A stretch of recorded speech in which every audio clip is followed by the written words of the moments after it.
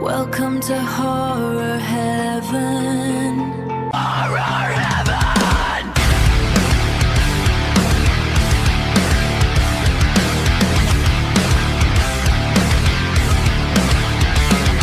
Hey guys, Horror Heaven Jeff channel back.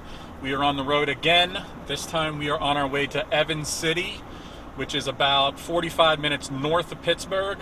And you're probably asking, why the hell are we going to Evans City?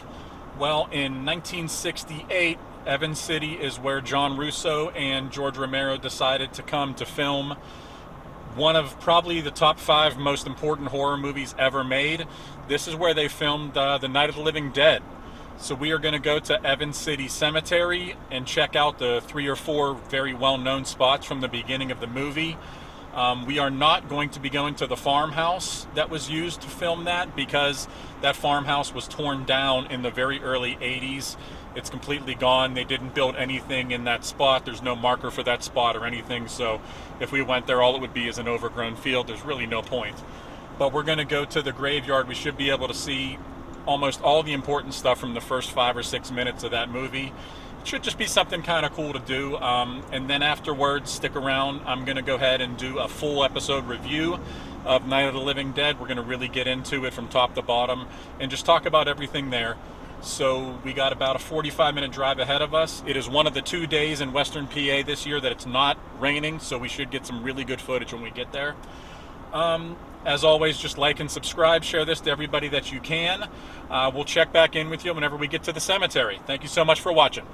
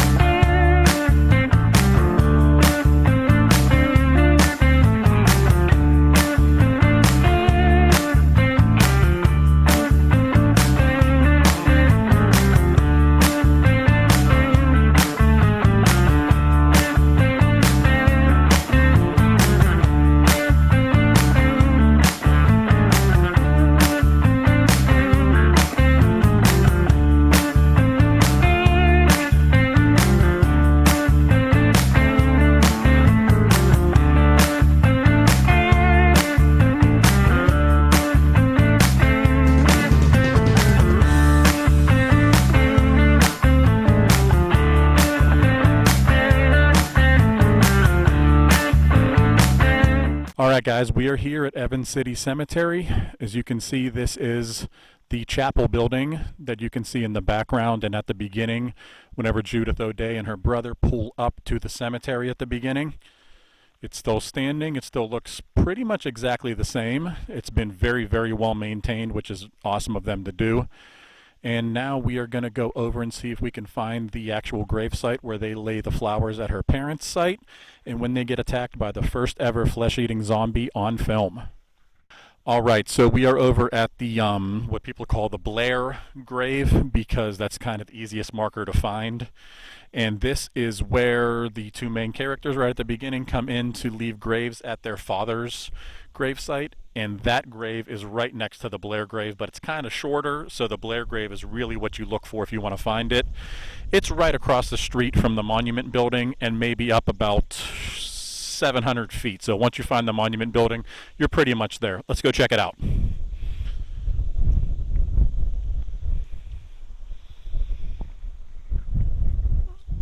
Alright, so here we are.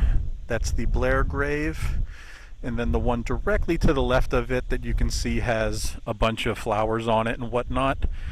That is the gravesite that they visit. That's supposed to be their father's grave. Obviously, looks like quite a few people come up here and leave stuff pretty often, I'd be willing to bet.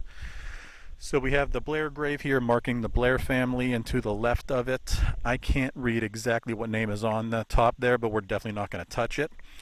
We have Grace B. It says 1872 until 1949. And George H. 1882 to 1943. And then over here is the actual quote-unquote Blair grave that makes it a lot easier to find because it's big. And you have the Blair family all around it, including Francis M. Blair to the right of it, 1879 to 1974. That gravestone is a little bit upturned and everything, but like I said about the building over there, I mean, all the grave sites are very well kept here. You can see the grass is well kept and well maintained. There's even some kind of coin or something over here on the ground in front of the parents' grave. Again, we're not going to touch anything here, not our place, but that's where we are. And another thing that's right here is you can see this little sign that says Section C right next to it. That's another thing to just kind of get you here. If you're coming up here, it's very easy to find, but that'll get you here pretty quick. All right, let's go see if we can find another good spot. All right, we are still over at the Blair grave site in the Evans City Cemetery, and if you look right over here behind me, you can see the famous Kramer grave site. This is where Judith O'Dea kind of hides and cowers behind the gravestone as the first zombie that you'll ever see on screen is about to attack her. Let's walk over and give this thing a quick look too.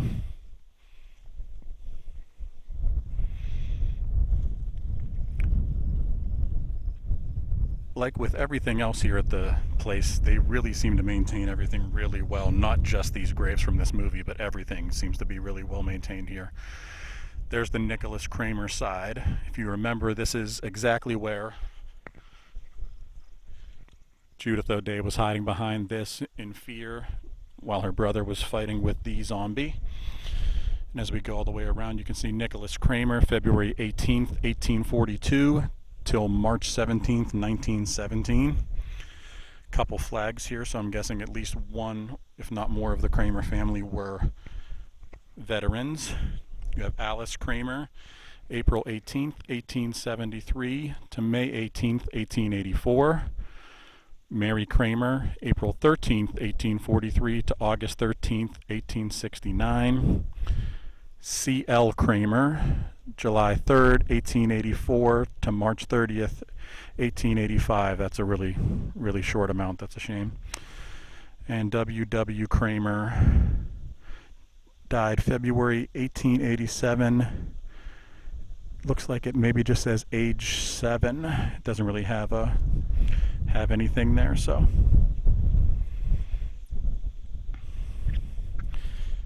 And then we're still going around here. Sorry about all the wind you're no doubt hearing, but we're doing our best to block it out. And that's pretty much all the spots that we have here. Just kind of pan around the whole.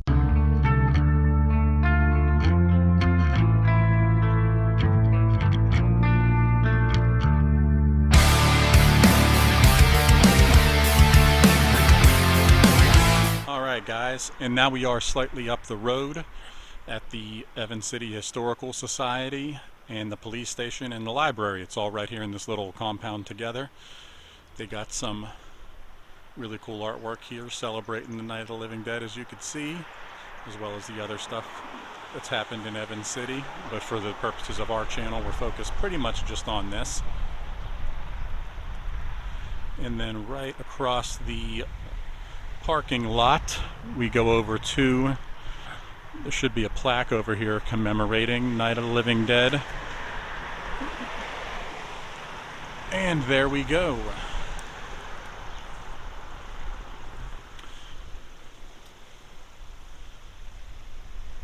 Evans City, home to Night of the Living Dead.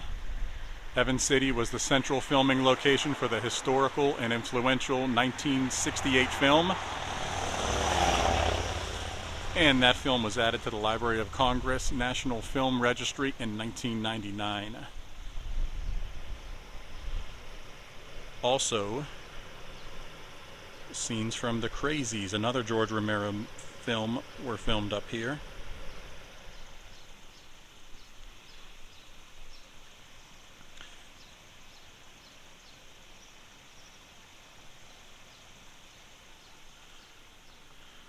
There is the building that we were literally just at. You can see the film crew here set up on the side, filming the entire opening scene there.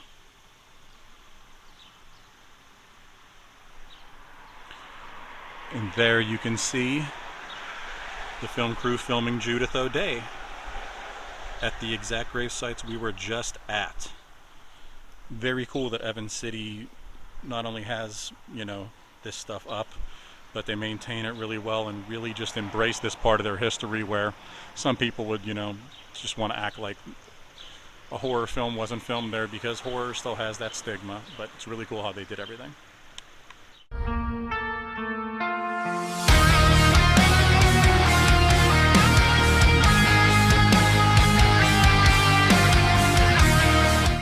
Hey guys, Horror Heaven, Jeff channel back here. We're now going to do the review. You got to see all that really cool footage of when we went up to Evans City to check out the shooting locations for the movie. You got to see what the Historical Society put out about it. I really hope that kind of gets across to people exactly how important this movie really, really is. Not just to the horror genre, but to movie making in general. It was a landmark movie. It is one of the most important movies ever filmed, and I'm not just saying that. Night of total terror.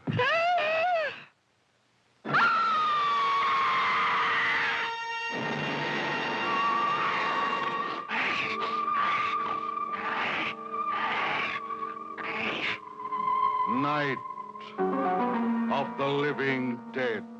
The dead who live on living flesh. The dead whose haunted souls hunt the living. The living whose bodies are the only food for these ungodly creatures.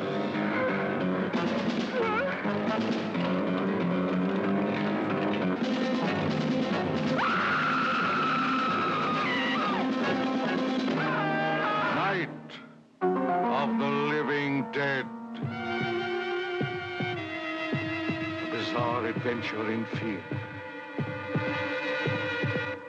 An experience in shock, more shattering than your strangest nightmare. Night of the living dead. A night with the dead who cannot die. A night of total terror.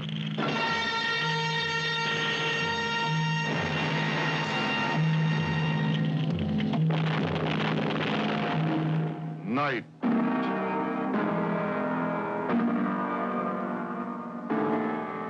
of the living dead. All right, guys, so you just saw the trailer. I assume everybody on God's green earth has seen this movie, but that at least gives you an idea of kind of what we're up against here.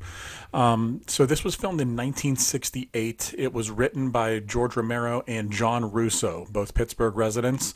And then it was filmed by George Romero. He was the director under, John Russo was there helping, kind of get things going. And they filmed it at those locations that we're talking about. They were up in Evans City. It's north of Pittsburgh. That's where all of the filming took place. The farmhouse was up there. The graveyard was up there. All of that stuff was done inside Evans City. So what do we usually like to do? We like to get right into the cast of this movie, but we're going to take a quick second before we do that. So this movie was filmed for $114,000. That's it. You talk about a minuscule budget with a whole lot of no-name people making absolute magic. This movie was it. It was so awesome. It was so amazing. It really led to Pittsburgh being considered the zombie capital of the world.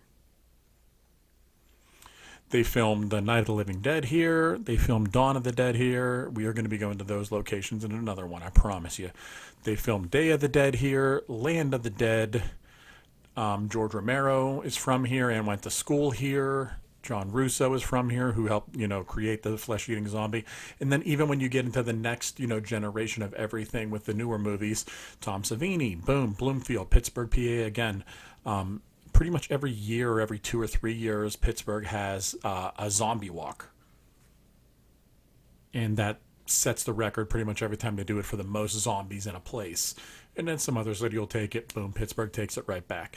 So Pittsburgh's really considered the zombie capital of the world. And there's even a minor league hockey team out in Monroeville. It's called the Monroeville Zombies, which I think was shown in a Seth Rogen movie, I think it was. And it's just really cool. It's something that Pittsburgh people really identify with. All right, guys, as I was saying, when you get down to the cast of this movie, everyone does their job pretty well. There's no one that feels, out of place. Everybody fits where they should. But the two most important people are obviously Judith O'Dea and Dwayne Jones. Those are the two main characters in the movie. You follow Judith O'Dea from the beginning all the way through, and Dwayne Jones is who she meets, who's basically the hero of the movie more than anybody. He's the guy fighting back. He's the guy trying to get everybody together and get organized to try to live through this thing, meeting with resistance here and there, help here and there, and it's just awesome in general. Dwayne Jones, I think, is so great as the main character, and Judith O'Dea doesn't say much in this version of the movie. She's mostly traumatized from what happens at the beginning of the movie, seeing her brother, killed by a reanimated corpse. She's just in complete shock most of the movie, but she still manages to get a lot of emotion across and everything like that without saying much, which it's not an easy thing to do. There was some great directing there from Romero. All right, so the general outline of this story is Guy and his sister go to the cemetery to put graves at their father's gravesite. When they're there, they see a guy walking through the cemetery in old clothes. He's dirty, his skin's kind of off. They look at him first, they think maybe it's just a drunk guy. Then they think, well, maybe the guy's sick, he doesn't look well.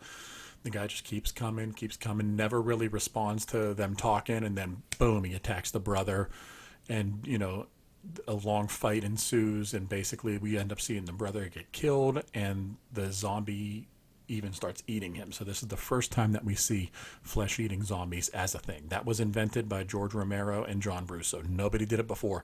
There were, zombie creatures before, but they weren't flesh-eating or brain-eating. This all started right here with this movie. So then the girl makes it over to this farmhouse where she meets Dwayne Jones' character. They decide the farmhouse is as good a spot as any to try to take refuge. He's talking to her. She's not responsive. He's mentioning, I came out here from the city. These things are everywhere. Nobody knows what's happening. No one's saying anything. Is it the government? Is it, Armageddon? Exactly what is happening. No one knows what's causing it. So they go in the house and everything like that to try to make a stand. And when they're in the house, there ends up being people down in the basement. Boom, they come up and scare the hell out of everybody because you're not even sure they're down there. And when they come up, now we start getting a little bit of you have Mr. Cooper, who's kind of wants to be the leader, and so he doesn't want to follow what Dwayne Jones is doing. A couple other characters that are willing to work with him. Let's fortify this house. Let's do our best we can. They try to make their final stand there.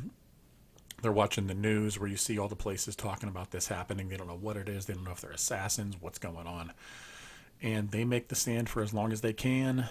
Ultimately, they end up pretty much losing, except for we end up having Dwayne Jones at the end in the house there. He makes it through. He's your guy. You knew he was going to make it, the amazing hero. And it was so cool to see somebody live and just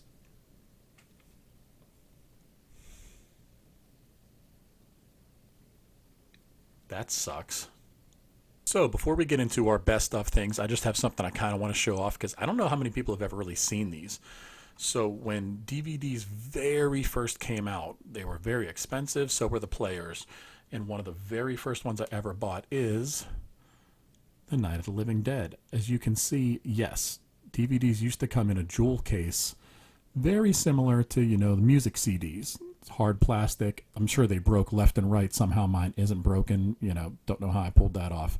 But, you crack them open like a jewel case. Your disc is inside. And then you just pop it right out. There was nothing, much to them. This movie being in the public domain, I'm sure is why it was one of the very first ones put out, because it was a lot easier to make profit on something you didn't have to pay to get the rights to use. So I just thought that was something kind of neat to show. So when we get down to the best acting in the movie, it's Dwayne Jones, no question. He has the most to do. He's our leading man. He's a total badass. Even the people he doesn't like in the movie, he gets along with. He's trying to make everything work so they can live, and he's just great from top to bottom. And I'm not thinking it's the very first time that there was ever a black lead, but it's definitely one of the first times that there was a black lead in a horror movie that I can think of. If anybody could think of an older one, please let me know. But we're talking this was filmed in '68, part of it in '67, so that was probably one of the very first times that ever happened. And then we're going to get to the best scene in the movie. I think the best overall scene, I really like whenever they try to, go over to the gas pump to leave in the truck and do all of that stuff. They're, trying to get gas in there. There's fire everywhere. It's a very action-packed scene. But I think the most important and best scene has to be the opening, probably 6 minutes, when they're at that graveyard that we did all of our filming at those sites. You could really just kind of, the first time you see a zombie, a flesh-eating zombie on film, it's important. It's Walking Dead, all the other zombie things that came from it, Resident Evil, all the video games, the movies, the TV shows. I mean, we got stuff with zombies, dating, all of that stuff. It all came from this. So that definitely has to be the most important scene. And, we had some pictures from it earlier when we were visiting some of the things, but let's just kind of watch that scene again right now. Well, you used to really be scared here. Johnny, You're still afraid. stop it now. I mean it. They're coming to get you, Barbara. Stop it. You're ignorant. They're coming for you, Barbara. Stop it. You're acting like a child. They're coming for you. Look, there comes one of them now. He'll hear you. Here he comes now. I'm getting out of here. Johnny.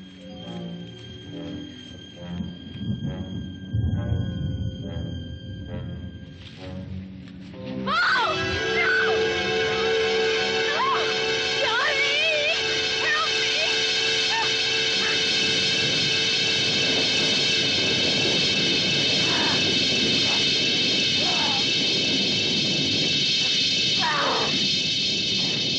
Help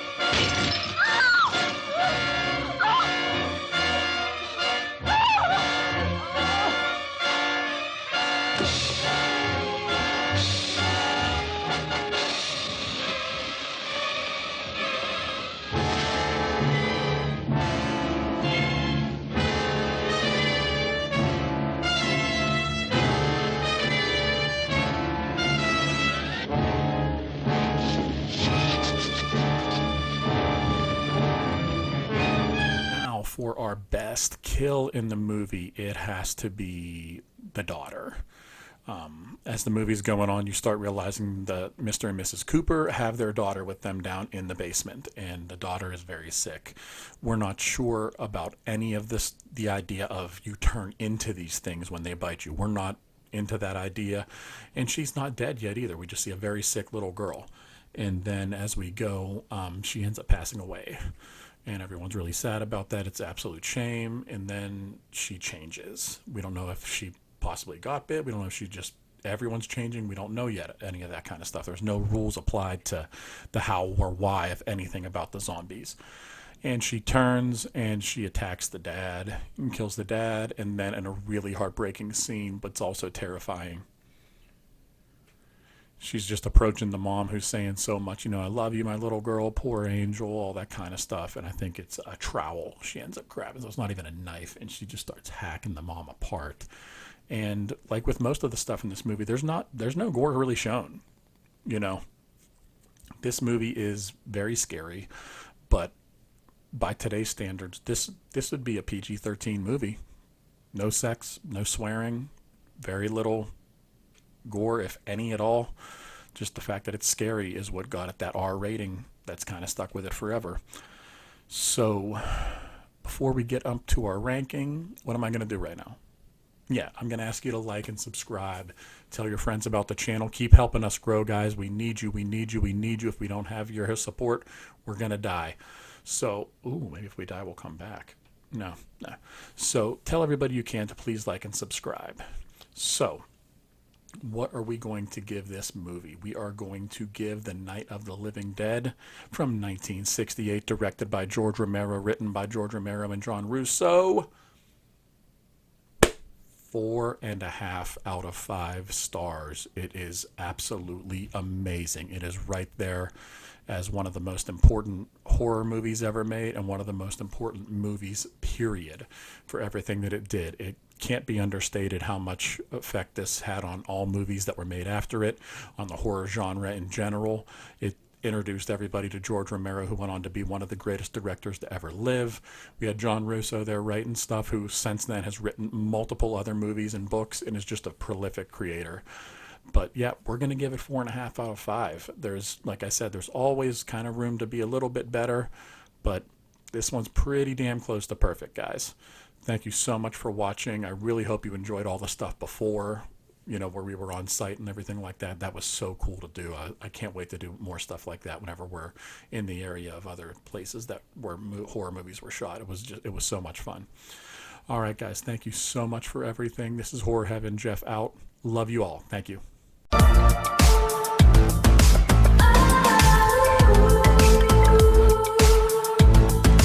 Welcome to Horror Heaven.